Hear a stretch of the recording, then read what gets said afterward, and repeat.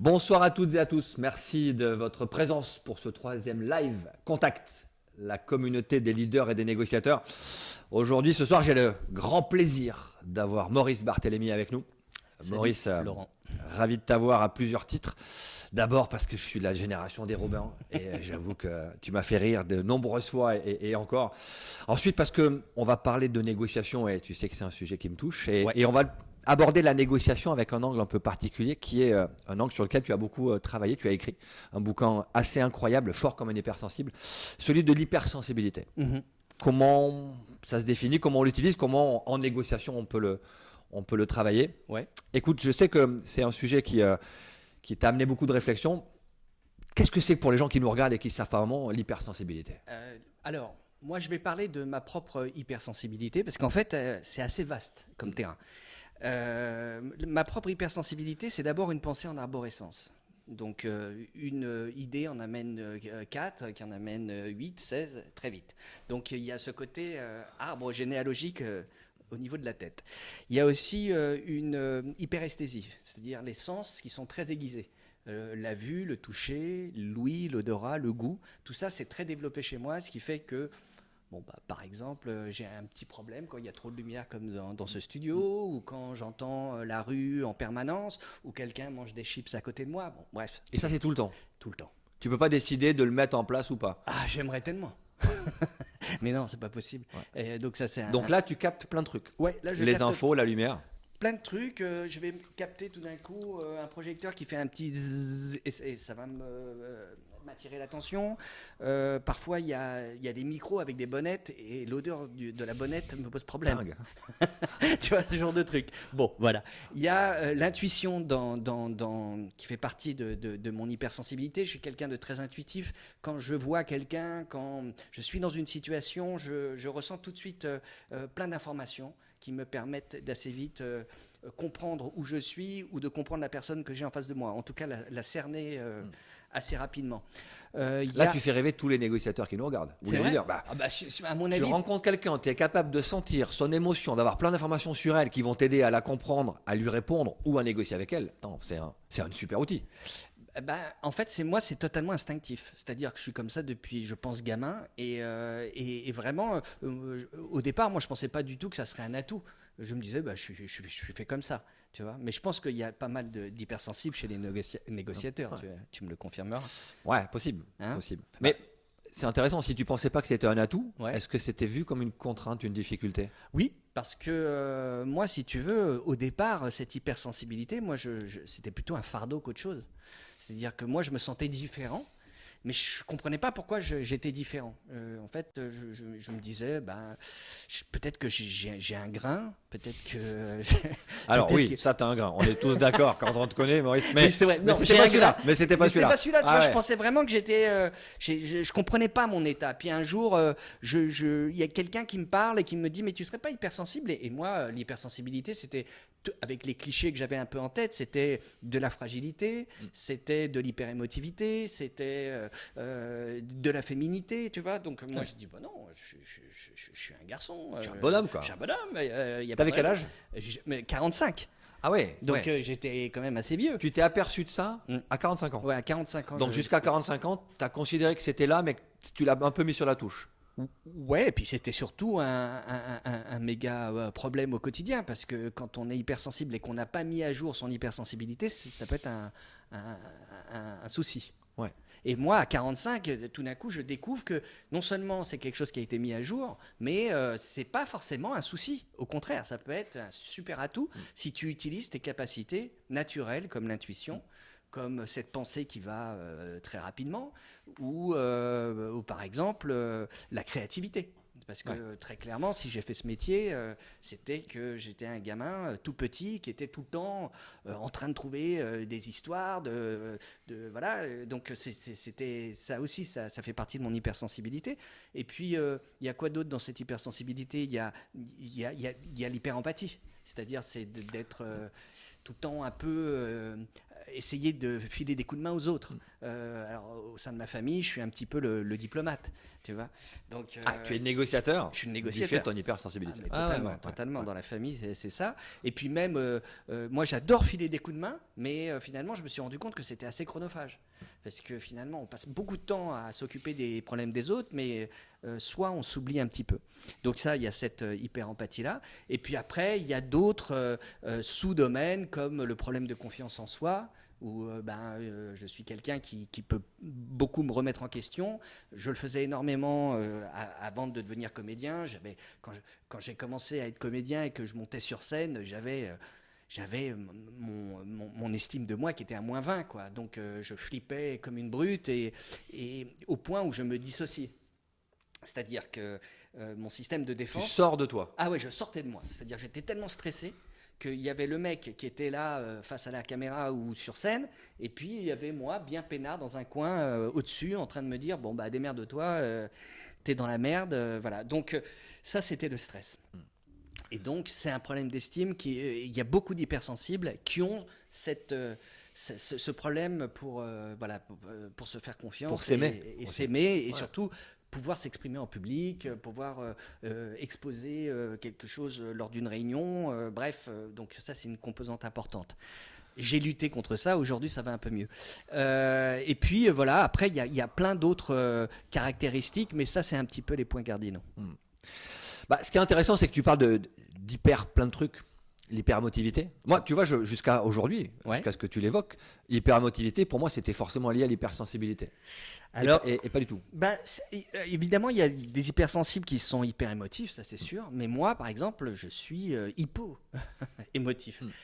J'ai du mal à exprimer mes émotions. Je suis quelqu'un qui pleure très peu.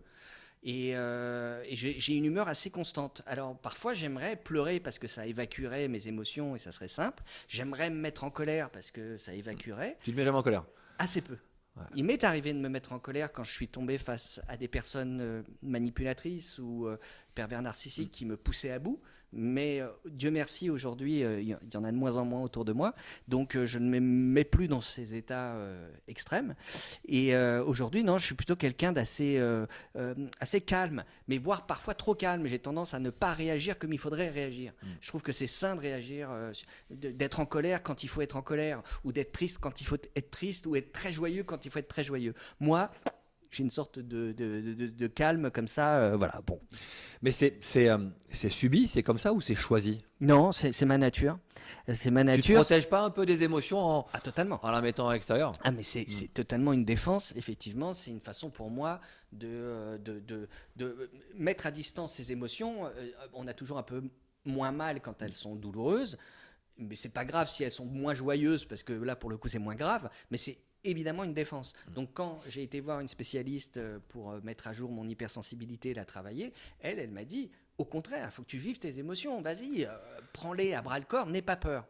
Donc si moi j'ai compris deux choses en mettant à jour mon hypersensibilité, c'était d'arrêter d'avoir peur, et de me débarrasser de la culpabilité. Parce que le problème de l'hypersensible, c'est qu'il est toujours sur la culpabilité de tout. C'est-à-dire, je suis mal rentré dans cette maison, j'ai mal serré la main à mon boss, j'ai pas fait la bise ou j'ai trop fait la bise. Enfin, tout est un sujet de culpabilité. Donc moi, j'ai appris à me débarrasser de ces deux choses-là. Évidemment qu'il y a toujours des peurs et c'est sain parce que ça nous permet de nous protéger, mais il y a plus ces peurs à la con qui me pourrissaient la vie au quotidien. Qui te rendaient coupable. Ouais. C'est vrai que l'expression de la relation, quand on parle de négociation, on négocie avec ses émotions, c'est avec les nôtres et avec celles de l'autre. Ouais. On nous pose souvent la question quand on forme des négociateurs ou quand on accompagne des négociateurs, est-ce que je dois montrer mes émotions? Moi, je pense qu'il faut le faire. D'accord. Parce que si tu montres pas ton émotion à la personne qui est en face de toi, elle voit pas que ce qu'elle fait t'impacte. D'accord. Quand tu es face à quelqu'un de mauvaise foi, par exemple, moi, je laisse sortir ma colère. D'accord. Je laisse par mes sifflantes, je montre que ce qui est en train de se passer crée une frustration chez moi. sur mes valeurs. Ok. Tu es de mauvaise foi, tu es en train de me mentir, tu sais que tu me mens, je sais que tu sais, tu ne veux pas le reconnaître, je le laisse sortir. Maintenant, j'essaie d'éviter que ça monte dans les tours et de le laisser trop s'exprimer. Toi, tu as senti que ton hypersensibilité, elle te permettait aussi de jauger ça, l'engagement émotionnel que tu pouvais mettre. Oui, parce que ça fait partie de ce dont je te parlais tout à l'heure, c'est-à-dire cette intuition qui fait que tout d'un coup, tu sais que tu as en face de toi quelqu'un où tu vas pas instinctivement, tu vas pas monter dans les tours parce que tu comprends que tu as une personne qui est assez fragile sur le plan émotionnel, donc je m'adapte en fait. Parce que les hypersensibles sont des gens qui se suradaptent tout de suite parce qu'ils voient la personne qu'ils ont en face d'eux et tout d'un coup, par empathie, ils vont commencer à se mettre je dirais, sur la même longueur d'onde qu'eux et ils vont adapter quelque chose. Alors, par exemple, je te donne un exemple qui est assez drôle chez certains hypersensibles, c'est qu'il y a des hypersensibles qui prennent l'accent de l'autre. C'est-à-dire que tu as des gars qui, tout d'un coup, ils sont face à un Marseillais, et puis le gars, au bout d'un moment, il commence à avoir l'accent marseillais. Mais Il s'en aperçoit? et il s'en aperçoit pas parce que c'est de l'hyper-empathie. Il veut tellement être pareil que l'autre qu'il commence à avoir le même accent légèrement. Ouais. L'accent belge, enfin tous les accents. Donc ça, c'est un truc que j'ai remarqué. Mais j'ai vu que tu avais perdu tes cheveux en Ouais. arrivant tout à l'heure. Tu étais Ouais. hyper empathique avec moi et tu Exactement. t'es dit, tiens, on va Ouais. s'aligner. Non, parce Ouais, que mais ça, j'apprécie. Quand je suis arrivé, il y a encore une Ouais, demi-heure, j'étais j'avais une jusque-là. grosse toufface. Bah oui, j'ai bien vu. Et là, non, Et mais moi, je suis- voilà, je les ai perdus d'un coup. Ouais, je suis assez surpris. Mais c'est intéressant cette histoire d'accent. Alors, en négociation, on parle de calibration synchronisation. Ok. C'est une technique de PNL qu'on utilise. On va calibrer le fonctionnement de l'autre, sa gestuelle, sa macro-gestuelle, sa prosodie, le son de sa voix, les intonations, même le vocabulaire. Et on va s'adapter à lui, faire une sorte de mirroring pour pouvoir lui montrer qu'on est en ligne, qu'on est en phase avec lui. Les hypersensibles sont capables de le faire naturellement. D'accord. Ouais, complètement. Ouais. Ouais. L'histoire mais de toi- l'accent, c'est dingue. Mais toi, est-ce que c'est au téléphone que ça se passe ou en visio? Comment ça se passe? Dans, Parce que dans- j'imagine dans que toutes si les t'es- situations. Ah ouais. Ouais. Quand tu es au téléphone, forcément, tu vas aller chercher plus d'informations sur la prosodie. D'accord. Le chant de la voix, les intonations, les silences pleins, les silences construits. Donc ça, tu vas t'adapter à ça. Quand tu es en visuel, évidemment, la moitié du message est en non-verbal. On va s'adapter sur le non-verbal. On va essayer de prendre des positions qui peuvent être identiques, sans faire un peu le perroquet parce que ça va se voir, mais en s'adaptant à l'autre pour qu'ils sentent qu'on crée cette relation efficace. D'accord. Donc tu as quand même un avantage si en tant qu'hypersensible, tu t'aperçois que tu le fais naturellement, tu crées cette jonction, cette synchronisation qui va forcément favoriser la relation. Donc c'est intéressant de voir qu'on a une question qui nous est posée. Donc, pour vous montrer, on a les questions qui arrivent. La dernière fois, si vous avez fait le premier live, elles étaient là-bas. C'était un peu plus compliqué. Là, je les ai sous les yeux et je vois les questions qui tombent. Et quelqu'un nous dit qu'effectivement, l'hypersensibilité est un atout. Ivana qui nous dit, mon hypersensibilité me booste sur mes interventions en gestion de crise. Différemment de vous, je me sens très confiant dans ces situations. Aujourd'hui, ça te booste. Ouais. Aujourd'hui, Aujourd'hui, tu ça me l'utilises. booste parce Comme que Ivana. je l'ai mis à jour. Ouais. Donc à partir du moment où j'ai compris comment était constituée mon hypersensibilité, j'ai pu à la fois un tout petit peu lutter contre les défauts de cette hypersensibilité, que peuvent être ce manque de confiance, cette gêne que peut me procurer les sons, les lumières, parfois trop d'empathie, etc., etc. La capacité à dire non, par exemple, c'est un gros problème qu'ont les hypersensibles. Et en revanche, à partir du moment où voilà, j'ai pu calmer ces petits défauts, j'ai pu mettre à jour mes forces, c'est-à-dire ma créativité, mon envie de mettre en connexion les gens,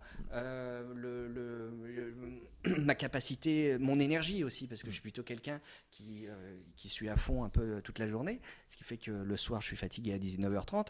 Mais donc C'est voilà. bon, on est juste avant Ça y est. ton étape de Ouais, fatigue. ouais, On parce tient que- encore. Il y a une chambre ici parce que Ouais, je peux bah aller- écoute, on a préparé ça, c'est pour toi.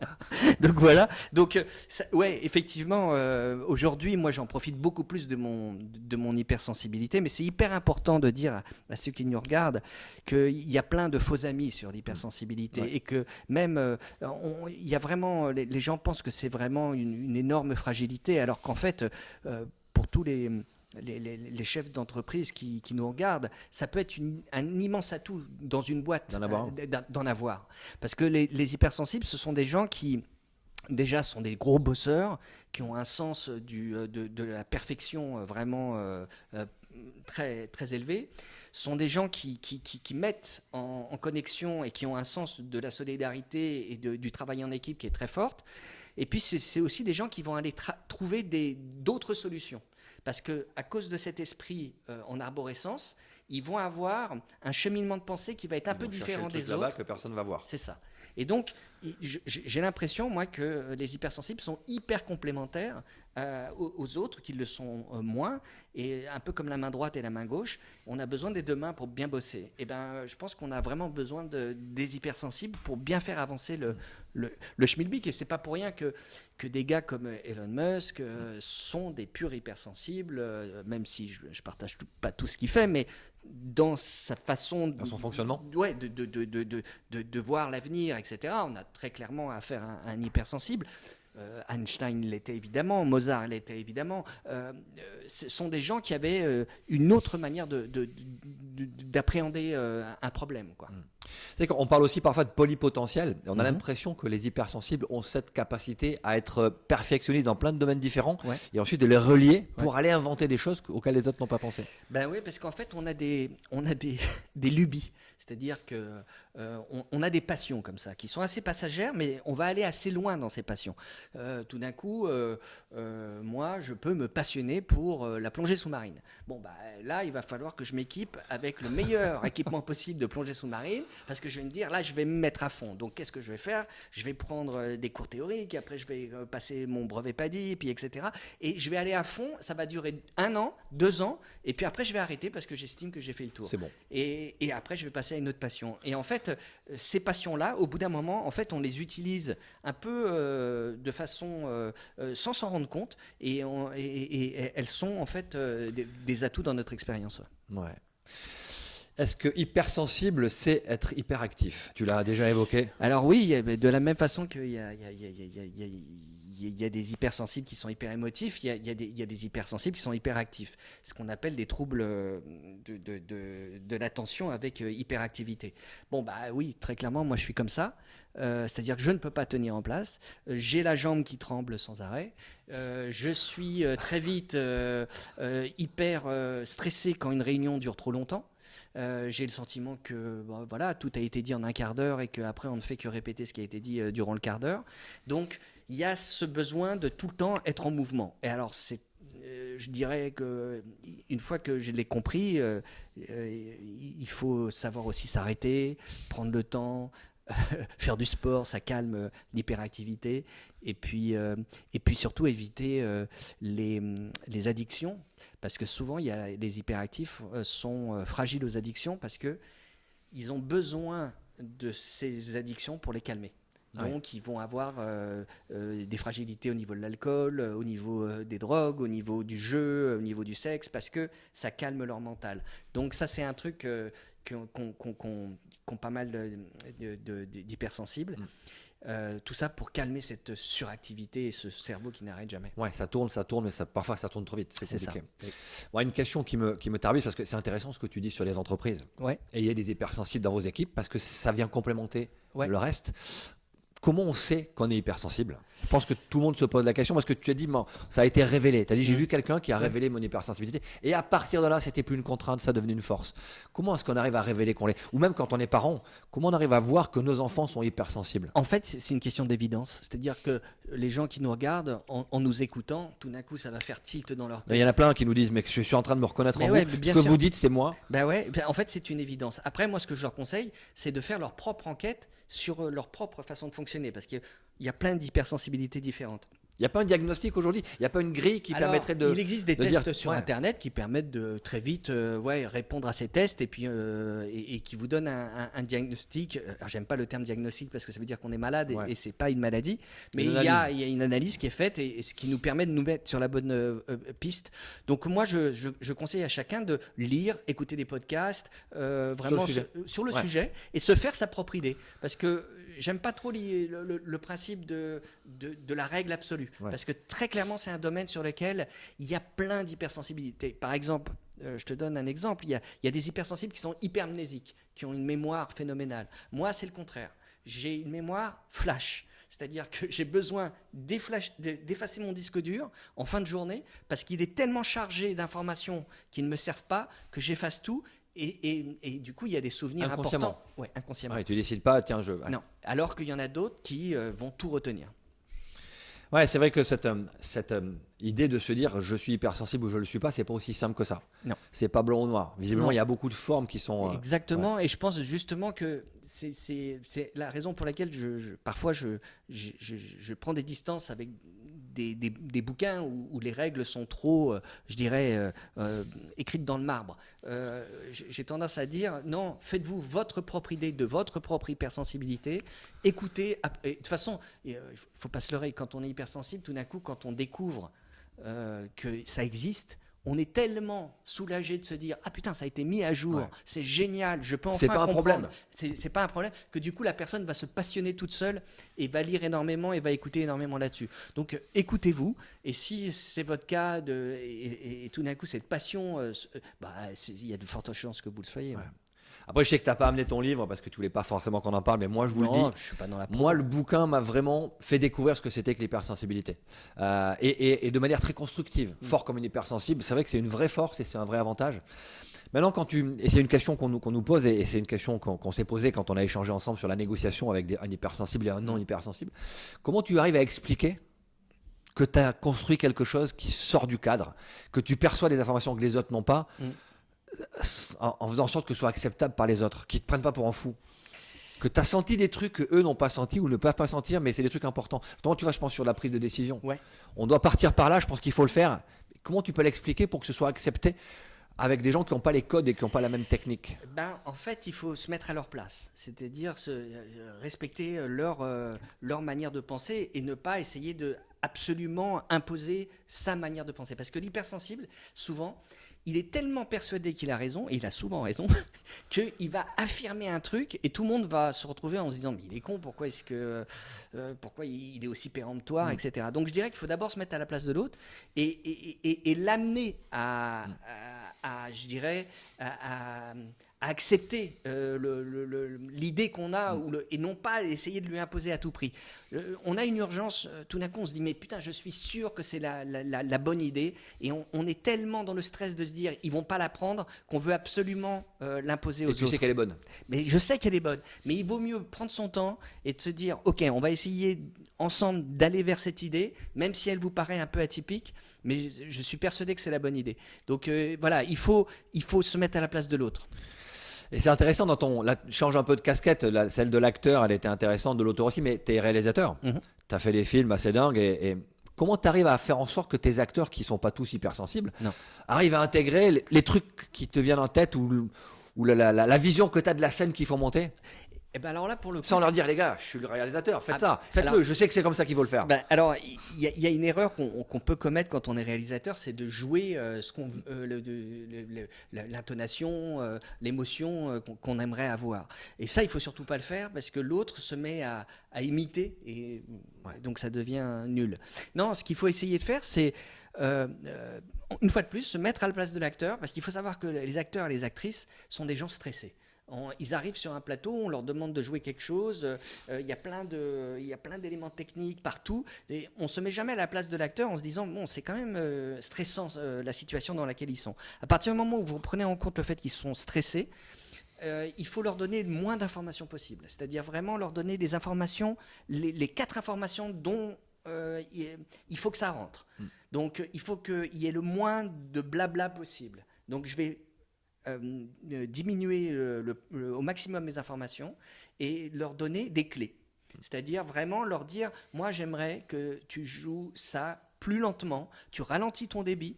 Et là, pour le coup, ça devient simple. Si tout d'un coup, je vais dire à une actrice, tu sais, j'aimerais que ça soit plus,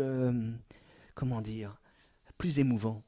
La nana, elle va se dire, ça ne veut rien dire plus émouvant. Alors que si je lui dis, j'aimerais que tu ralentisses ta façon de parler, que tu parles peut-être plus bas, et ben tout d'un coup, ça va provoquer chez elle une émotion. Elle va être elle-même surprise et on va y être. Ouais. Donc en fait, il faut être concret et surtout très concis face à ce genre de personnes.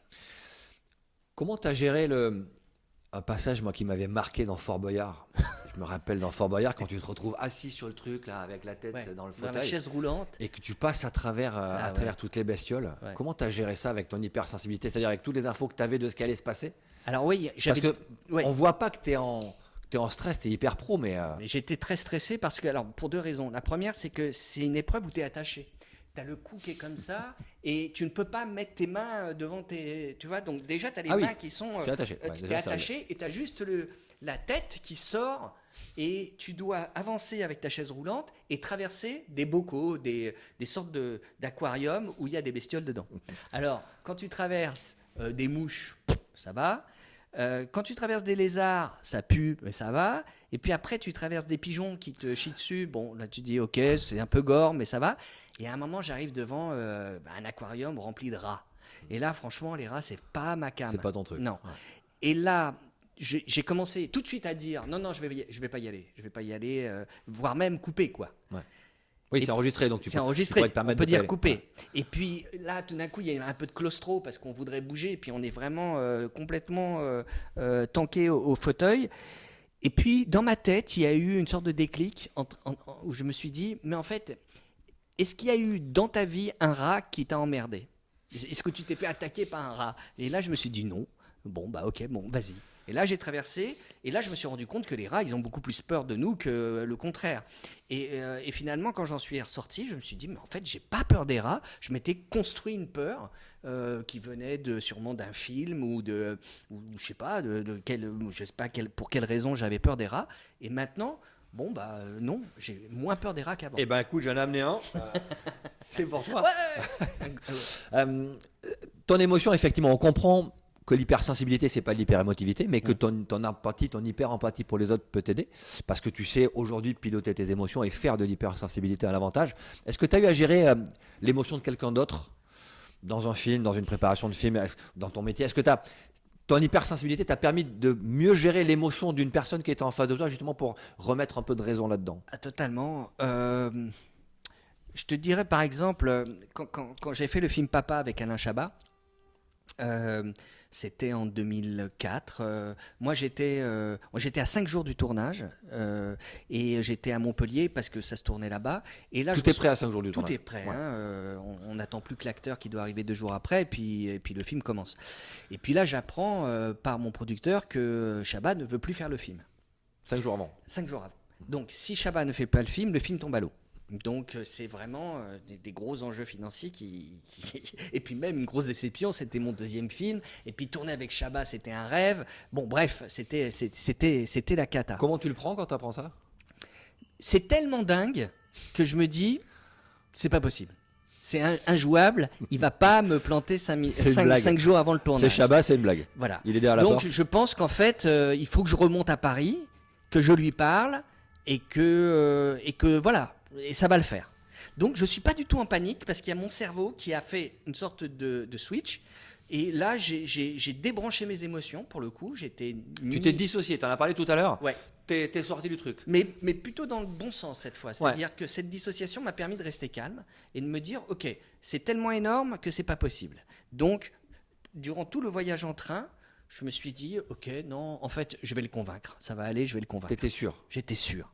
Et quand j'arrive dans son bureau, je suis tout à fait détendu. Donc lui, il est surpris parce qu'il s'attend à me voir arriver en larmes en disant « Non, Alain, tu peux pas me lâcher ». Et là, en fait, je lui dis « C'est quoi le problème ?» Il me dit « En fait, c'est un film qui est tellement proche de moi, qui est tellement intime que je me sens pas d'y aller. » Donc c'était même pas une mauvaise raison, je peux comprendre, tu vois, parce que c'était quelque chose qui résonnait pour lui et il se sentait plus à quelques jours du tournage d'y aller. Donc moi, je lui ai dit « Mais ne t'inquiète pas. Tu n'as rien à jouer, tu vas être simplement toi-même et tu vas voir que ça va passer, mais crème. » Et là, il a réfléchi, il s'est dit, ouais. Et puis après, son agent l'a appelé, il lui a dit, il faut y aller. Et puis il y a été.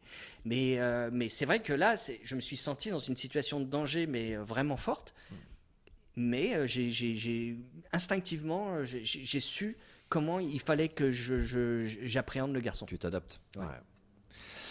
On a une question de Géraldine qui dit « J'ai la capacité à mettre en relation les gens entre eux, mais je ne vois pas en quoi ça peut être un avantage. » Ben si, parce que moi je trouve que... Moi je pense que ça doit être génial d'être capable de sentir les gens, de dire tiens ceux-là on va les mettre ensemble et d'arriver à faire des émergences. Moi ça me provoque chez moi une joie quoi. Je me dis toujours je suis tellement content quand un tel et un tel s'est rencontré soit sur le plan amical, soit sur le plan professionnel. Je trouve que c'est super parce que je sais pas, je trouve que c'est un cadeau qu'on fait aux gens de les mettre en contact les uns les autres. C'est gratuit, ça coûte rien. Et puis, moi, ça fait partie je dirais, de mes petites joies, quoi. Donc, non, je trouve que c'est super. Et puis, on est dans un monde qui est tellement individualiste qu'au contraire, s'il y a des gens qui peuvent passer un peu de temps pour interconnecter les gens entre eux, je trouve ça génial. Dans une entreprise, c'est un vrai facteur d'efficacité parce qu'aujourd'hui, on s'aperçoit dans les boîtes que notamment avec le télétravail, qu'on est de plus en plus à distance. Il n'y a pas d'empathie derrière les écrans, on le répète assez souvent. Quand les gens se retrouvent, avoir quelqu'un dans l'équipe qui est capable de créer ce lien et d'arriver à remettre en œuvre tout le monde, c'est effectivement encore un atout que peut avoir un hypersensible dans une équipe. C'est ça, et surtout les hypersensibles ne sont pas des gens qui la plupart du temps pensent qu'à eux. Donc en fait, ils le font parce que c'est un plaisir pour eux de mettre les gens en connexion. Donc ce qui est bien aussi, c'est que ces gens-là ne sont pas des hyper ambitieux qui vont bousculer tout le monde pour être le premier. C'est plutôt des gens qui sont là en se disant, on travaille en équipe. Et en fait, ce travail d'équipe va être meilleur parce qu'il y a plein de compétences réunies, quoi. Ouais, c'est là qu'on voit que dans ton job de metteur en scène, de réalisateur, ça doit être super important d'avoir cette capacité-là. C'est ça, et moi j'ai compris, ce qui est génial dans le cinéma français, c'est qu'on a un niveau de connaissances qui est très très élevé. Et ce qui fait que moi, quand je me retrouve avec des super techniciens autour de moi, je me dis, mais évidemment que je vais profiter de leur talent, quoi. Donc ce que j'essaye de faire, c'est de les valoriser, c'est-à-dire leur dire... et en plus je le pense vraiment, mais de leur dire putain il est top ton travail, c'est génial, et de leur donner une vraie marge de proposition. Donc moi au départ je donne des directions en disant j'aimerais que ça soit comme ci, comme ça, mais après je les laisse faire et surtout je les valorise et je les félicite, et là je me rends compte que le travail il est encore plus chouette, et après quand le tournage se termine ils gardent un très bon souvenir du tournage. Donc valoriser ces équipes c'est important. Un hypersensible peut-il être un bon négociateur ?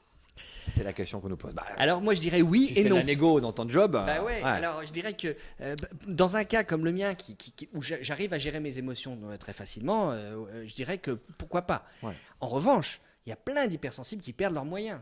Même moi, quand j'ai une montée de stress, j'ai la gorge qui se resserre, la voix qui chevrotte. J'ai parfois des tremblements, donc je montre là très clairement mon stress. Donc là, je pense que face à un preneur d'otage, il verrait tout de suite mon stress, quoi. Donc ça, je serais pas bon à ce niveau-là. Un moment de stress que tu as vécu, tu te rappelles un moment vraiment stressant où là tu t'es dit waouh, il faut que je reprenne le contrôle? Oui, alors. Chabat m'avait proposé d'animer Burger Quiz sur 4 émissions. J'avais jamais animé d'émission dans ma vie. Et là, tout d'un coup, je dois non seulement prendre la place du maître, mais en plus être à l'aise, avoir 36 000 informations aux oreillettes de la régie, jouer avec le public, jouer avec les 4 invités qui sont là et qui sont force de gag, qui sont là totalement détendus. Et donc le mauvais job, c'est vraiment l'animateur. Là, j'ai eu un gros stress. Gros stress parce que j'étais totalement hors de ma zone de confort. Donc ce que j'ai essayé de faire, c'est d'une part de énormément préparer ce moment-là pour connaître par cœur le conducteur et ne jamais me sentir perdu, et surtout au niveau des émotions, me faire faire monter mon stress pendant les répétitions avant, pour être plus stressé aux répétitions que pendant le direct. Et en fait ça a pas mal marché, c'est ce que proposent souvent les sophrologues, c'est-à-dire de vivre l'émotion en amont pour ne pas se retrouver paralysé pendant l'événement. Et ça a bien marché, mais ça, instinctivement, je l'ai trouvé aussi. Tu le fais encore ? Je le fais moins parce que j'ai moins de raisons en ce moment d'être dans une situation hyper stressante, mais je le referais si ça devait se présenter. Ouais. Ce qui est intéressant en négociation, c'est que nous, on prône beaucoup l'entraînement. Ouais. On se prépare beaucoup, on analyse beaucoup, on a plein d'outils en amont de la négociation. On dit souvent qu'une bonne négociation, c'est 80% de préparation et 20% d'improvisation. Okay. On fait ce qu'on appelle des red teams. Okay. On va, pour certaines organisations qu'on accompagne ou certaines sociétés qu'on accompagne, jouer l'équipe adverse pour justement les mettre dans cette situation. C'est-à-dire qu'on va jouer l'équipe adverse, vous avez un gros appel d'offres auquel vous allez répondre, vous avez une présentation à faire, on envoie 2-3 négociateurs de l'équipe et ils vont se mettre en situation de jouer la partie adverse, mais en jouant la confrontation, pour faire monter les émotions, justement pour qu'elles soient utiliser dans l'entraînement, que pendant la phase d'entraînement avec la Red Team qu'on amène, je vive les émotions sans enjeu particulier pour savoir comment elles montent, comment je les gère, comment je les fais redescendre. Et souvent, même tout le long, quand les vraies situations sont menées, les gens qu'on a accompagnés disent mais finalement c'était facile. Finalement, c'était beaucoup plus simple que ce que je pensais. C'était pas plus simple. C'est juste qu'ils ont vécu les émotions avant et que ça leur a permis de les utiliser et de les mettre en œuvre. Putain, c'est dingue, c'est la même approche. Bah ouais, mais je pense que la prochaine Red Team qu'on va faire, je t'amène. Si ça vous dit de faire une petite négo face à Maurice et moi, je pense qu'on peut vous faire monter un petit peu dans les émotions. Avec plaisir. Et vous amener dans les tours. On y va. Et comment tu gères l'après, toi? C'est-à-dire après la négociation, après la montée de stress, après, ça y est, bon, l'affaire est terminée. Est-ce que tu as besoin, toi, je sais pas moi, de faire une sieste? Est-ce que tu as besoin de boire de l'eau? Je bois beaucoup. Non, d'alcool, beaucoup d'alcool. Tout au vin rouge, c'est la règle. Mais tu as des méthodes pour descendre? Alors, il y a des méthodes pour descendre. C'est vrai qu'une fois que tu as atteint l'objectif, tu as le diffusing. Ouais. Dans l'équipe, on appelle ça le repas suivant. Quand on fait une grosse négo, une grosse mission, qu'on accompagne une grosse négo, le repas qui suit la négo, on le passe ensemble. D'accord. Soit l'équipe en elle-même, soit avec les clients qu'on accompagne. Et on se fait, ça peut être une bière, ça peut être un petit déjeuner, ça peut être un dîner, mais on le passe ensemble pour évacuer le truc. Et là, quand tu dois sortir les émotions, c'est là qu'elles vont sortir. Putain, les gars, sur ce coup-là, j'ai eu peur. Je suis tombé face à un manipulateur, il m'a bien agacé. T'as vu comment il s'est comporté? Donc on fait sortir ça à ce moment-là. D'abord pour éviter de le ramener à la maison. Bien sûr. Parce que nos conjoints, nos enfants n'ont pas choisi notre métier, donc on ne doit pas leur faire subir les émotions qu'on comprend. Et puis ensuite, ça permet aussi de les ancrer. Tu parlais tout à l'heure de la mémoire émotionnelle, l'intuition. Tu vas ancrer cette émotion, tu vas la relier à la négociation. Ça, c'est le premier truc qu'on fait. C'est convivial, c'est sympa. Et puis c'est le moment où on désamorce ce qui pourrait se passer. Ensuite, moi, ce que je fais régulièrement, j'appelle ça damer mes émotions. D-A-M-E-R. Chaque fois que je vis une émotion marquante, déjà, je vais la nommer. Tu vois, j'étais en colère sur une négo ou j'ai eu peur sur une situation. Je vais prendre cette émotion de peur, je vais la visualiser et je vais me poser la question, quel était le déclencheur? Qu'est-ce qui a déclenché cette peur? Cette perception de la menace, une menace avérée, une menace imaginaire, mais qu'est-ce qui a déclenché cette peur? En me remémorant le déclencheur, je sais que la prochaine fois qu'un déclencheur similaire va se produire, je vais le raccrocher au mot peur très vite. Ce qui fait que je vais très vite voir l'émotion arriver. Ensuite, quelle était l'alerte de l'émotion? L'alerte physique. Quand j'ai peur, j'ai deux signes. Je ne sais pas ce que c'est pour toi, mais moi j'ai une boule ici au milieu de l'estomac et un goût métallique au bout de la langue. Ces deux signaux-là me disent attention, il y a un truc qui se passe. Quelque chose se passe, il y a une menace. Comment j'ai maîtrisé? Souvent, c'est parce que je vais percevoir la menace ou la relativiser. Comment les effets ont été perçus par l'autre? Est-ce que les gens ont vu cette émotion? Et quel a été le résultat final? D-A-M-E-R, déclencheur, alerte, maîtrise, effet, résultat. Je m'aperçois que quand mon émotion est maîtrisée, qu'elle ne s'emporte pas, que la peur ne vient pas de l'angoisse, que la colère ne vient pas de l'agressivité, que les effets sont perçus par l'autre, le résultat est positif. Donc je pense que cet équilibre émotionnel qu'on peut arriver à créer, on peut le débriefer ensuite, comment je l'ai vécu, comment je l'ai géré. Moi j'essaie d'en faire un atout par le débriefing, faire en sorte que l'émotion vienne dans ma petite caisse à outils. Et comment toi, au quotidien, tu gères ce stress? Parce que tu fais un job qui est stressant.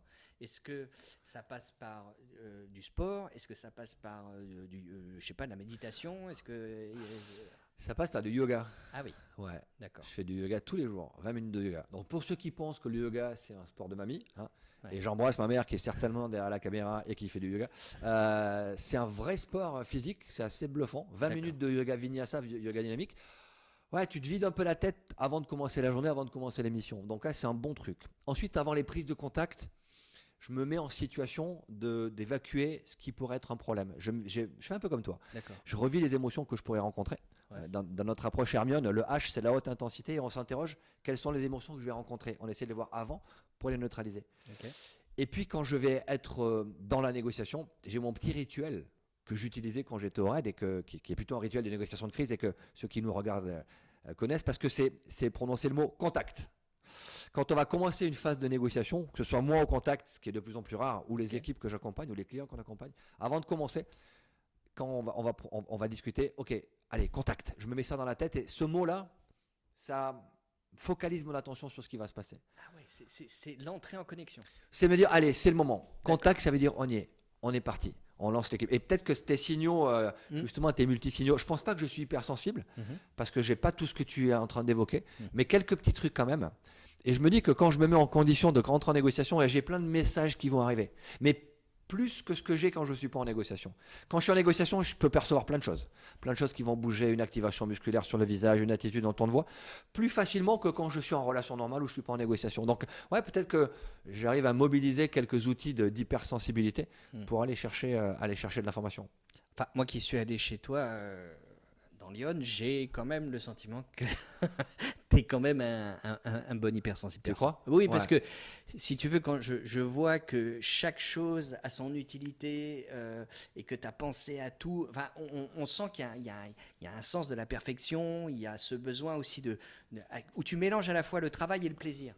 Et ça, c'est un truc typique chez les hypersensibles. C'est vraiment ton centre, c'est à la fois, il est hyper pointu et il est hyper confortable. Et ça, pour moi, c'est typique des hypersensibles, mêler le plaisir et le travail. Mais c'est vrai qu'un de mes kiffs au campus, c'est de recevoir des gens que je connais pas. Quand on a les personnes qui viennent faire les formations, souvent en inter-entreprise, ils ne se connaissent pas avant. Et j'avoue que les mettre en relation, au-delà de ce qu'on va leur apporter, bien sûr, ils viennent se former, mais savoir que ces gens vont se rencontrer, qu'ils ne se connaissaient pas, ils vont dîner le soir, on va se faire un repas avec notre chef, ou on va aller faire un peu de sport, ou on va se balader dans la forêt. C'est vrai que j'avais pas fait attention à ça. Le plaisir de la rencontre. Créer la rencontre entre des gens qui ne se connaissent pas et juste prendre le plaisir du fait qu'ils se sont rencontrés et qu'ils ne se connaissaient pas avant et que ça progresse. Voilà. Ah, écoute, tu vas peut-être découvrir ton hypersensibilité. Cela dit, moi j'avais discuté avec un tireur d'élite du GIGN qui avait reconnu son hypersensibilité. Il m'avait dit, moi je suis tireur d'élite et c'est la raison pour laquelle je pense que je suis hypersensible et c'est la raison pour laquelle j'ai décidé d'être tireur d'élite, c'est-à-dire l'excellence. Mais par ailleurs, il me disait, je suis quelqu'un qui fond en larmes devant n'importe quel film, qui a une relation avec mon père qui est très compliquée, etc. Donc, il faut savoir que l'hypersensibilité, c'est vraiment, ça touche tous les domaines, tous les métiers. Il y a des chauffeurs de taxi, il y a des policiers, il y a des videurs de boîtes, il y a des profs, il y a des médecins, évidemment, il y a des artistes, mais c'est tout le monde, femmes comme hommes. Donc c'est vraiment hyper important de dire que ça n'a rien à voir avec le métier qu'on fait, quoi. Ouais, c'est pas de la faiblesse, c'est pas de la fragilité. Non, donc ça peut vraiment être, y compris dans des métiers, comme tu disais, sniper au GIGN. Ouais. Il avait dit qu'il était hypersensible autour de lui non, je pense qu'il l'a dit une fois qu'il a quitté le GIGN et qu'il l'a mis à jour. Ouais, c'est intéressant cette pudeur qu'on peut avoir ou cette peur peut-être d'être jugé en disant, et encore une fois, on confond souvent hypersensibilité et hyperémotivité. Mais je pense que le mot hypersensibilité est mal choisi. Et il faudrait le définir autrement parce qu'il y a tellement de préjugés autour de ce mot-là qu'en fait on fait fausse route, quoi. Si vous avez des idées derrière votre écran, envoyez-nous des messages pour remplacer le mot hypersensibilité. D'ailleurs, on a une question sur l'équilibre entre l'empathie et la sympathie. Comment négocier quand on est hypersensible? C'est vrai que cette notion d'empathie, tu l'évoquais, elle est assez évidente. Moi qui te connais un peu, je sais que tu as une vraie empathie. On sent que c'est pas simulé. C'est de l'authenticité. Après, le risque qu'on peut avoir, c'est l'engagement émotionnel, basculer dans l'émotion de l'autre. C'est ça. Et ce contrôle de soi. Moi, par exemple, tu le dis, moi, je peux pleurer devant un film triste. Même quand tu pleures devant les films tristes? Pas trop. Tu t'as dit que tu pleurais pas trop. Moi, un film, même quand je sais que c'est pas vrai, je peux avoir les larmes aux yeux sur un film triste parce que je sens cette émotion. Mais j'ai appris à maîtriser ça justement pour pas tomber dans le piège de l'engagement émotionnel. Donc, je pense que si ça vous arrive, si vous avez cet équilibre parfois pas facile à trouver sur l'engagement émotionnel qu'on a avec l'autre, on peut arriver à sentir cette émotion qui monte et justement la maîtriser, la garder au niveau de l'empathie. Je vois l'émotion de l'homme mais je ne la partage pas parce que ça me permet de rester professionnel. Je pense que cette recherche de la perfection qu'on peut avoir, elle nous implique, elle nous impose aussi de ne pas basculer dans cet engagement émotionnel et de garder ce juste équilibre. Et comment tu me conseillerais, par exemple, quand moi je sens monter une émotion de stress, par exemple, on a parlé tout à l'heure de cette gorge qui se noue ou de la voix qui chevrotte. Comment toi tu la calmerais, cette émotion qui monte là? Pour moi, le stress c'est positif. D'accord. Si tu stresses, c'est que tu vas t'adapter à la situation. Après, la perception du stress peut le rendre négatif. Je suis pas un expert, je suis pas un psychologue ou un psychiatre, mais je pense que le stress c'est ce qui nous permet d'être efficace en situation complexe. D'accord. Ensuite, quand ta perception elle est tellement importante, tu te dis je joue ma vie sur la situation. Ou si je me plante, c'est tellement énorme que les conséquences peuvent être graves, je peux basculer dans un stress dépassé qui va m'amener à fonctionner de manière inefficace. D'accord. Moi, je pense que la montée émotionnelle que tu sens quand tu es en stress, elle est intéressante à aller chercher. Quand tu parles de cette gorge qui va se nouer, c'est intéressant de se dire, OK, une fois que je sens que ça monte, OK, c'est là, super. D'accord. Si tu es en stress, c'est que tu as conscience des enjeux. D'accord. Donc tu es en hypervigilance. Si tu fais un truc avec un enjeu fort, tu montes sur scène, tu as le direct qui va s'annoncer et tu stresses pas, C'est un peu bizarre. il y a un problème. Ouais. Soit tu n'as pas conscience que c'est important, Ouais. tu vas être dilettante, D'accord. tu vas pas faire attention, soit tu te caches tellement ton émotion que quand elle va arriver, elle va te submerger et tu pourras plus la contrôler. Ok. Donc je pense que c'est bien si tu sens monter le stress, la petite pression, la petite boule à l'estomac, la gorge qui va se nouer, la tension musculaire. Je pense que ça veut dire que tu vas faire attention. D'accord. Tu vas faire super gaffe. C'est Nikos Aliagas qui m'avait appris ça sur une conférence que j'avais faite où j'avais vraiment eu peur et c'est lui qui présentait. Il avait vu cette peur. Il m'a dit si tu as peur, c'est génial. Ça veut dire que tu vas être conscient de ce qui se passe et tu vas faire attention. Je sais que tu as bossé avec Nikos d'ailleurs. Oui, quand on était gamin. Ouais. Ouais, quand j'avais 19 ans, on était à la maison de la radio et on faisait un job totalement inintéressant. On découpait les dépêches qui tombaient sur les téléscripteurs et on les répartissait. Tu les lisais même pas, tu devais juste les découper. Je les lisais de temps en temps, mais voilà, je les mettais dans des classeurs pour les donner aux journalistes parce qu'à l'époque, ça tombait pas sur l'écran. Donc on faisait un métier sans intérêt et c'était comme ça qu'on s'était rencontrés. Ouais. Réponse pour Laurent. Hypersensorialité. Mhm. Pas mal. Haut potentiel émotionnel. Ouais, ça a été utilisé. Ouais. Ouais. Et d'ailleurs, quelqu'un cite Boris Cyrulnik qui dit l'hypersensibilité n'est ni un trouble ni une défiance, mais une signature. Ouais, mais ça, c'est génial. C'est génial de le dire parce qu'il y a beaucoup de gens qui pensent que c'est une maladie ou que c'est un syndrome. Je ne connaissais pas le terme signature. C'est top. C'est exactement ça. C'est-à-dire, c'est vraiment une façon d'être et qui, une fois de plus, n'est pas moins bien ou mieux. Pour moi, c'est très, très important de dire que ceux qui ne sont pas hypersensibles ne sont pas moins bien que nous. Au contraire, on est totalement complémentaires. On a juste deux façons de penser différentes. Il y a les linéaires qui pensent plus facilement d'un point A à un point B et qui ont leur efficacité. Et puis il y a les bordéliques comme nous qui pensons un peu en arborescence, mais ça peut être aussi efficace. C'est intéressant la notion de signature. On a des questions sur les enfants, plein. Alors, tu as été notre parrain l'an dernier de Don de Confiance, tu sais, qu'on a lancé cette association, parce qu'on a plein d'hypersensibles, de gamins hypersensibles qui viennent parce que comprennent pas comment ça fonctionne, ou parfois les parents comprennent pas comment ça fonctionne, ou les profs, ou les potes. Si derrière les écrans, il y a des parents qui s'interrogent sur l'hypersensibilité de leurs enfants, qu'est-ce que tu leur conseilles ? Alors, moi, je fais toujours attention à pas trop donner de conseils parce que c'est pas mon rôle. Je suis pas coach, je suis pas thérapeute, mais j'ai été un enfant hypersensible. Je pense que si j'avais eu des parents qui m'avaient un tout petit peu plus porté d'attention, ça aurait été pas mal parce qu'ils m'ont complètement laissé faire parce que justement, comme j'étais un enfant très indépendant, très éveillé, ils pensaient que j'avais pas besoin d'être surveillé. Et en fait, ça a déclenché chez moi des grosses angoisses, des grosses paniques. J'étais un enfant somnambule, j'étais un enfant qui avait des tocs, qui avait des rituels, etc. Et en fait, ça c'était la peur de pas être... Enfin, c'était un manque de protection. Donc, du coup, j'avais déclenché chez moi des protections d'enfants. Qui était le côté compulsif. Les vérifications de fermeture. Exactement. Donc moi je dirais que... Dans l'attention déjà. Oui, parce que c'est pas volontaire, tes parents t'ont pas mis sur la touche en disant on comprend pas, débrouille-toi. Au contraire, ils se sont dit, il est éveillé, il est tellement éveillé, il se débrouille. Il n'a pas besoin de nous. Quoi. Donc ça veut pas dire laissez-moi tranquille, ça veut dire au contraire, faites attention à moi. Ouais, il faut faire attention à l'enfant, il faut l'écouter, surtout ne jamais lui dire... mais pourquoi t'es comme ça ? Pourquoi t'es aussi... tu réagis tout le temps trop ou pas assez ? Il faut pas lui faire de reproches. Il faut juste se mettre à la place de cet enfant qui a une perception qui est très vive du monde qui l'entoure. On n'est pas loin des autistes, hein, quand tout d'un coup on ressent des émotions très fortes, on peut être très vite agressé par n'importe quoi. C'est une des questions d'ailleurs. Qu'est-ce qu'est une agression pour un hypersensible ?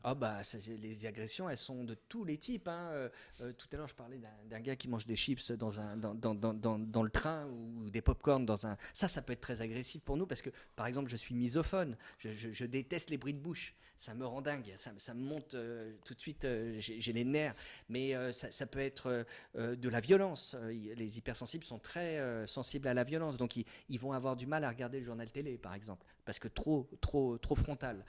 D'autres vont avoir des soucis dans les chambres d'hôtel, trop de bruit dans la cage d'ascenseur, trop de bruit dans la cour, la petite lumière d'alarme ou de la télévision, la veilleuse de la télévision qui éclaire toute la chambre. Donc ils vont dormir avec un masque anti-lumière ou avec des bouchons d'oreilles parce que ils vont entendre la rue, etc. Bon bref, tout ça c'est l'agression, elle est permanente pour les hypersensibles, tout le temps. Mais il faut créer un environnement autour de soi, une fois qu'on a mis à jour cette hypersensibilité, qui soit plus serein. Moi, j'ai fait un choix, j'ai une maison en Espagne, j'y vais pour vider tout ça. D'autres ont besoin de vivre à la montagne, d'autres au bord de la mer, d'autres à la campagne. Dans une forêt. Voilà, par exemple dans une forêt. Donc je dirais que chacun trouve sa propre méthode s'il le peut, s'il a le luxe de le faire. Mais on peut aussi, tout en vivant à Paris, ou dans les grandes villes, trouver des moyens de réduire son stress lié à cette hypersensibilité, quoi. On a Estelle qui nous dit qu'il faut accompagner les enfants à comprendre et à accepter leur hypersensibilité pour en faire une force et développer sa créativité. Oui, il ne faut pas hésiter à les encourager, à leur dire que c'est super, parce que comme l'hypersensible n'a pas de confiance en lui, l'enfant va très vite se décourager et va se dire « Oh non, je suis pas… » Et puis surtout, il pense aussi, parce qu'il va très vite dans sa tête, il pense qu'il va y arriver en 2 secondes. Donc il va être très vite frustré en voyant que finalement, le tennis, ça s'apprend et ce n'est pas un don naturel. Donc il va très vite se fâcher parce qu'il n'est pas excellent tout de suite. Donc il faut se mettre à la place de l'enfant, lui dire que ça va venir, qu'il faut qu'il prenne du plaisir à apprendre et petit à petit les choses vont venir. Donc on lui porte de l'attention. Oui, on ne considère pas que parce qu'il se débrouille tout seul et on peut le laisser se débrouiller, regarder comme il est tranquille. Ouais. Mais il faut le cadrer, c'est hyper important. Un enfant hypersensible a besoin… Pour le sécuriser. Ouais, il a besoin aussi d'autorité, il a besoin qu'on lui dise là tu vas trop loin. Il a besoin, parce que en fait comme il se sent fragile, il a aussi besoin de cadre. Et moi j'ai manqué de cadre quand j'étais gamin parce que mes parents me laissaient faire. Et ça c'est pas bon. Ouais. Donc on porte de l'attention, on cadre, on ne porte pas de jugement. Non. D'ailleurs, tu disais la question pourquoi tu fais ci, pourquoi tu fais ça. La question pourquoi t'es trop, pourquoi tout c'est une question qui amène une justification. Ouais, la question qu'est-ce qui t'amène à faire ça, qu'est-ce qui fait que tu fais ça, elle est beaucoup plus douce parce qu'elle amène une explication plutôt qu'une justification. Ah, c'est pas mal. Ouais. Et puis, considérer que c'est un atout puisque les chefs d'entreprise qui nous ont entendus ce soir se disent il me faut des hypersensibles dans l'équipe. Ah ouais, clairement. Tu le mettrais sur un CV, toi? Alors, c'est trop tôt.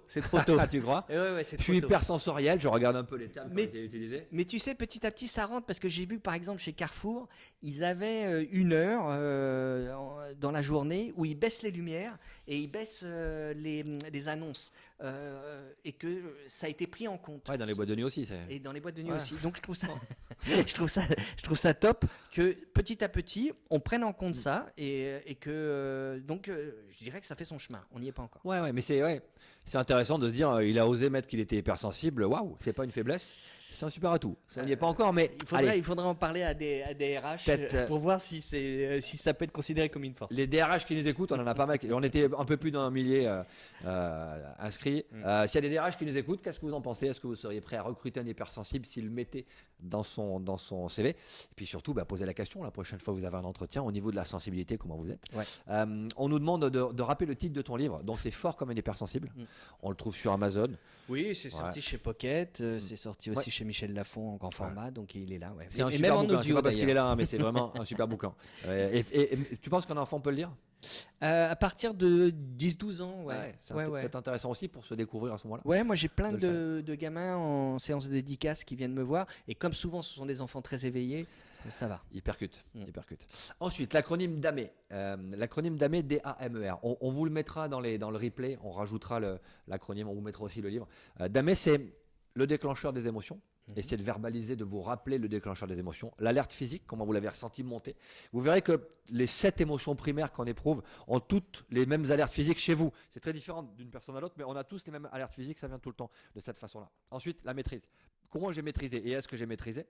Le E, c'est les effets perçus. Est-ce que les effets ont été perçus par l'autre? Moi, généralement, je montre mes émotions. Okay. Je les contrôle, mais je les montre parce que ça permet à l'autre de s'adapter. Et quel a été le résultat final?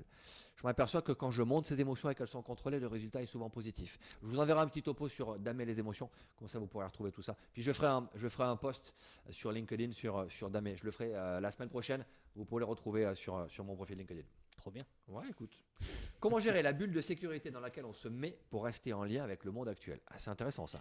Se couper du monde, mais pas trop se couper du monde. Oui, c'est ça. Il faut trouver un juste milieu. Moi, je m'organise des petites bulles dans la journée, des moments où je vais totalement m'isoler. C'est-à-dire que si je le peux, physiquement, je vais me mettre dans une pièce plus calme. Je peux faire des micro-siestes. Je suis quelqu'un qui me couche tôt parce que je suis trop fatigué en fin de journée, parce que trop d'informations voilà. Le matin, profiter du matin parce que la plupart des gens dorment, mais nous, on se réveille beaucoup plus tôt. Donc là, à ce moment-là, on est aussi dans notre Putain, rythme. je coche toutes les cases, quoi. Oh là là. Ah non, mais je suis persuadé que tu es comme ça. Et donc vraiment, c'est s'écouter, Ouais. en fait. C'est s'écouter. Et il n'y a pas de méthode toute conçue parce qu'on est tous différents. Mais instinctivement, on trouve des solutions pour... voilà, ça peut être aussi mettre un casque sur la tête, écouter de la musique. Ça peut être écouter un podcast, écouter un bouquin en audio. Profiter qu'on est en voiture pour voilà, écouter de la radio, etc. Et ce qui fait que le stress de l'embouteillage va passer mieux. Voilà, c'est toutes ces méthodes-là qu'on se trouve soi-même. Ouais, pour s'adapter. Et donc j'ai appris un mot, le mot misophone. Oui. Donc ce n'est pas aimer le son de la soupe miso, hein, mais c'est clairement. Ah non, c'est être- détester ouais, le c'est son de la- détester le son le des, le son son des de la bouches. soupe Ah, miso. c'est ça le son de la Ah soupe ouais, dans les restos ça chinois doit être où l'enfer. quand ils mangent Ah oui. leur soupe avec leurs nouilles Ah, là. l'aspirant, bah oui, ça fait partie de la façon de le manger en Ah plus. bah oui, ouais, c'est ouais, bien c'est sûr, comme ça que bien ça sûr. se mange, mais Ouais. dans ces cas-là, il faut pas Pour être toi, près c'est de. compliqué. Ouais, c'est très compliqué. Donc tu fais pas ça. Non. Eh ben écoutez, je crois qu'on est arrivé Ah, pas mal. pratiquement au bout. On va regarder si on a d'autres questions. Est-ce que j'ai oublié des questions? Moi, ça me vient pas à l'esprit, mais moi, ce que je trouve étonnant pour faire un petit débrief de tout ce qu'on vient de dire, c'est qu'en fait, il y a plein de parallèles entre ton métier et le mien, et comment on a ouais. trouvé des méthodes qui sont assez proches. Bah, je pense que oui, on est sur l'émotion. Ouais. La négociation, c'est un métier de relation. Sans émotion, pas de relation. Sans relation, pas de négociation. Et je pense que tu es sur un métier de relation, Ouais. évidemment, puisque tu mets ensemble des gens pour les amener sur un scénario. Tu leur fais vivre des émotions pour également être en relation avec ton public. Donc effectivement, on était pas mal axé là-dessus. Mais sauf que toi, quand même, c'est des vies qui sont en jeu, à la différence de moi. Ouais, mais je pense que ça nous aide aussi à gérer les émotions. D'accord. Je dis souvent, quand la vie est en jeu, la performance n'est pas négociable. Ok. Donc l'enjeu est tellement important qu'on ne peut pas se rater. D'accord. C'est ce que tu disais sur le direct. Quand tu es en direct, tu ne peux pas rater parce que c'est parti. Quand on t'annonce que tu es en direct, eh ben, il faut être efficace. Ouais, je pense qu'on en fait aussi un atout, un avantage. D'accord. Je vous signale juste, on vient de me rappeler de vous le signaler, on a des masterclass en ligne qui vont être à partir du 1er juillet disponibles en 3 langues. Donc si vous avez déjà acheté les masterclass en vidéo, vous aurez accès à partir de juillet aux masterclass en français, en anglais et en espagnol. Toi qui vis en Espagne, tu pourras les suivre en espagnol. Claro. Si par contre vous attendez début juillet, ce sera plus cher, puisque comme on va passer en 3 langues, on fait monter les prix. Donc si vous voulez rentrer les masterclass, acheter les masterclass en vidéo, faites-le maintenant, parce qu'à partir du 1er juillet, les prix vont augmenter. C'est à cause des Jeux Olympiques? Ouais, c'est les Jeux Olympiques. On fait un prix spécial Jeux Olympiques. Allez-y, foncez, devenez médaille d'or en négociation avec nos masterclass. Maurice, merci beaucoup. Grand plaisir, Laurent. D'abord parce que tu es authentique, mais ça je le savais. Et puis je crois que tu nous as apporté plein de pistes pour nous qui nous interrogeons, pour ceux qui nous regardent, qui s'interrogent. Toi Et puis aussi. pour les gamins qu'on a et qui sont peut-être hypersensibles. Ah ouais. C'est un super outil, Il y en c'est a une super beaucoup. force. Merci beaucoup Merci d'avoir à été avec nous. Et puis je vous souhaite bonne continuation et on se retrouvera la prochaine fois pour le prochain live contact, le live de la communauté des leaders et des négociateurs. À bientôt. Merci.